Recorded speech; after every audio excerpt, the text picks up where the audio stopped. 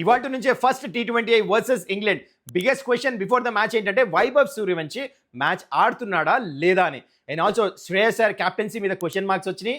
And India batting unit just flat batting ట్రాక్స్లోనే ఆడతారా, swimming ట్రాక్స్లో కష్టమా? అండ్ ఇండియా ప్లేయింగ్ 11 ఎలా ఉండబోతుంది? Because Varun Chakravarthy is back in to the playing 11 చాలా రోజుల తర్వాత. మరి ఇది ఇంగ్లాండ్ మీద ఎలాంటి ఇంపాక్ట్ ఉండబోతుంది? అండ్ ఆల్రెడీ ఫస్ట్ T20I గురించి ఇంగ్లాండ్ వాళ్ళ ప్లేయింగ్ 11 అనౌన్స్ చేసేసారు. మరి వాళ్ళ ప్లేయింగ్ 11 ఎలా ఉంది?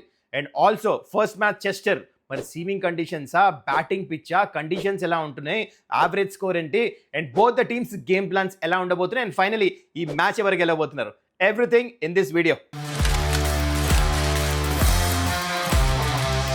నమస్కారం, వెల్కమ్ టు సుమన్స్ డగౌట్. ఎలా ఉన్నారు అందరూ? I hope doing well.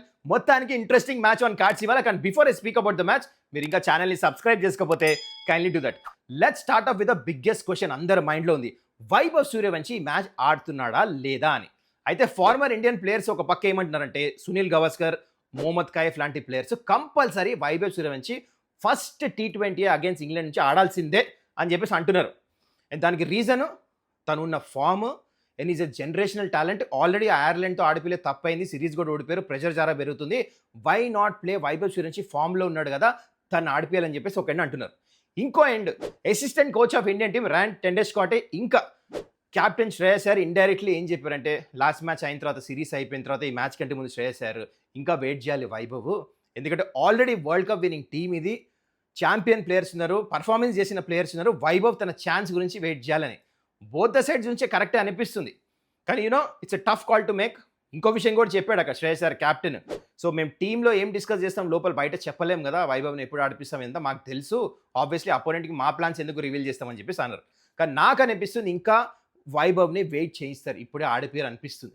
Maybe ఈ సిరీస్లో రిజల్ట్ వస్తుందో, లేకపోతే 2 మ్యాచ్లు ఓడిపోయినా గెలిచినా maybe last 2 matches, last 3 matches ఇస్తారని చెప్పేసి నాకు అనిపిస్తుంది. కానీ if you ask me personally, నేనైతే వైభవ్ని ఫస్ట్ మ్యాచ్ ఇక్కడే కదా ఐర్లాండ్ నుంచి ఆడిపించండి, ఎందుకంటే is a generational talent. I'm definitely former ప్లేయర్స్తో అగ్రీ అవుతాను, ఎందుకంటే is a player like that. ఇప్పుడు ఏమైనా వరల్డ్ కప్ ఉందా? ఏం లేదు కదా ఐర్లాండ్తో series. Should have tried Vaibhav Suryavanshi, అలాంటి ఫామ్లో ఉన్నాడు. సీనియర్ ప్లేయర్స్ని రొటేట్ చేయొచ్చు వేరే end. I don't know, but Gautam Gambhir and company, Shreyas Iyer ఆ డిసిజన్ తీసుకున్నారు. లెట్స్ సీ మరి ఇండియన్ సిరీస్లో ఏమవుతుంది. మరి దీని గురించి మీ ఒపీనియన్ ఏంటి కింద కామెంట్ చేయండి. ఓకే, నెక్స్ట్ టాపిక్ బిగ్గెస్ట్ ఏంటంటే, శ్రేయస్ అయ్యర్ క్యాప్టెన్సీ ఇంకా తన బ్యాటింగ్ మీద క్వశ్చన్ మార్క్స్ వచ్చినాయి లాస్ట్ సిరీస్ ఓడిపోయిన తర్వాత. ఎందుకంటే ఇంతకుముందు లెగసీ క్రియేట్ చేసిన క్యాప్టెన్ ఇలాంటి పర్ఫార్మెన్స్ చేయలేదు. You know that Suryakumar Yadav last 2 yearsలో as a captain was unbeaten. అది వరల్డ్ కప్ అయినా, బైలాటరల్స్ అయినా, ఎప్పుడో ఆగస్ట్ 2023లో ఓడిపోయారు ఒక సిరీస్. 3 సంవత్సరాలు కన్సిక్యూటివ్ 16 సిరీస్ గెలిచారు, లాస్ట్ ఐర్లాండ్తో సిరీస్ ఓడిపోయారు. అంటే ఎందుకు క్యాప్టెన్ చేంజ్ చేశారని క్వశ్చన్ మార్క్స్ వస్తాయి, ఎట్లయినా వచ్చినాయి కూడా అట్లనే. And Shreyas Iyer you know that ఐపీఎల్లో ఫస్ట్ హాఫ్ క్యాప్టెన్సీ చాలా మంచిగా చేశారు, కానీ దాని తర్వాత second half captaincy question marks వచ్చినాయి. తన బ్యాటింగ్తో కూడా అంత పర్ఫార్మెన్స్ రాలే. సో క్వశ్చన్ మార్క్స్ ఒక సిరీస్ ఓడిపోయిగానే వస్తాయి.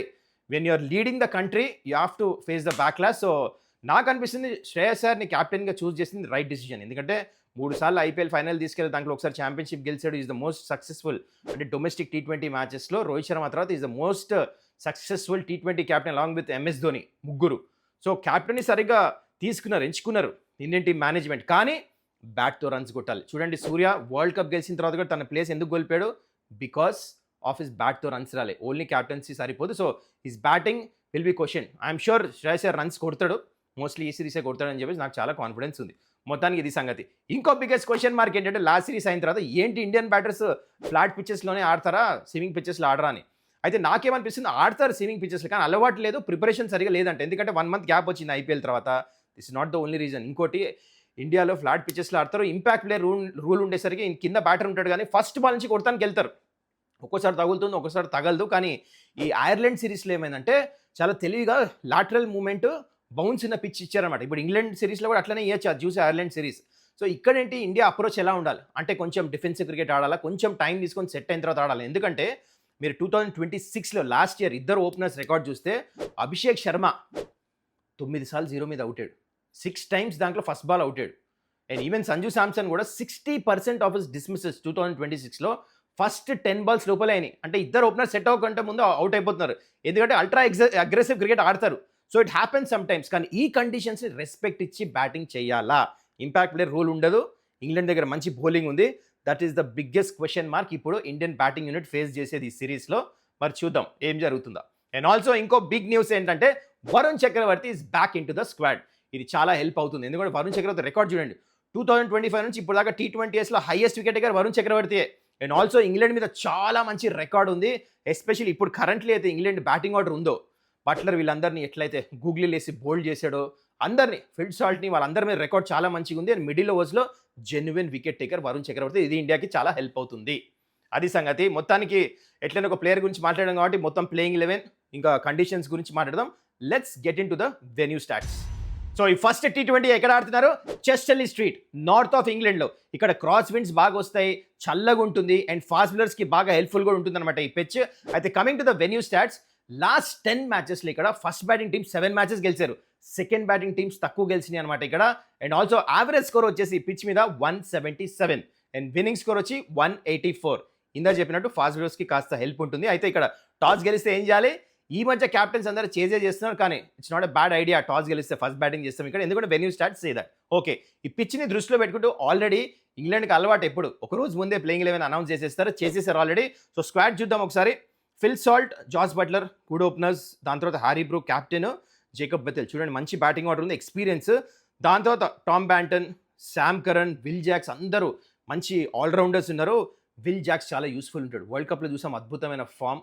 అండ్ దాని తర్వాత ఇండియా బ్యాటింగ్ ఆర్డర్ చూస్తే ఫస్ట్ 7 బ్యాటర్స్లో 5 మంది లెఫ్ట్ హ్యాండర్స్ ఉన్నారు. So will Jacks off spin చాలా క్రూషియల్ ఉంటుంది. And also Liam Dawson, Saqib Mahmood ఉన్నాడు, and Adil Rashid very good leg spinner మీకు తెలుసు, and Luke Wood. So Jofra ఆర్చర్కి రెస్ట్ ఇస్తున్నారన్నమాట, ఇంకా ఫస్ట్ T20 ఆడట్లేదు, తను కూడా దుమ్ములేపే ఫామ్లో ఉన్నాడు. ఇక్కడ బౌలర్స్ని రొటేట్ చేసి వేరే ప్లేయర్స్కి ఆపర్చునిటీ ఇస్తున్నారు చూడండి England. They not playing there best 11 ఇంకా, కాకపోతే ఆడుతున్న వాళ్ళు కూడా మంచి ఆల్రౌండర్స్ ఉన్నారు, మంచి బౌలర్స్. ఈ కండిషన్స్లో బాగా బాల్ స్వింగ్ అవుతుంది. So this is about England. Player to watch out for England అంటే నాకు అనిపిస్తుంది Will Jacks with the bat and with the ball రెండు పర్ఫార్మెన్స్ చేసాడు అనిపిస్తుంది. Okay, now coming to the Indian team playing 11 మీకు వేస్తున్నా చూడండి. మోస్ట్ ప్రాబ్లీ నా ప్రకారం ఇట్లా ఉండొచ్చు. లాస్ట్ మ్యాచ్ ఐర్లాండ్తో అయితే ఆడారో దాంట్లోంచి ఒకటే చేంజ్ ఉంటుంది.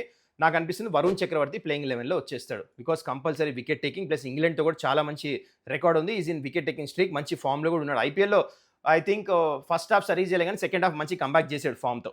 Okay, otherwise batting order look sorted. Player to watch out for నాకు అనిపిస్తుంది ఇక్కడ Varun Chakravarthy. I don't see ఇంకా వైభవ్ సూర్యవంశీ ఇంకా ప్లేయింగ్ 11లో తీసుకుంటారని చెప్పేసి ఇంకా వెయిట్ చేస్తారు అనిపిస్తుంది. 2-3 మ్యాచెస్ ఆడితే nothing like it, I want him to play, కానీ ఇండియన్ మేనేజ్మెంట్ ఇంకా వెయిట్ చేస్తారు అనిపిస్తుంది. ఇది సంగతి. సో ఇప్పుడు మీకు ఫస్ట్ T20 గురించి ఇంట్రెస్టింగ్ మ్యాచ్అప్ చూపిస్తా. Number 1 Ishan Kishan versus Adil Rashid.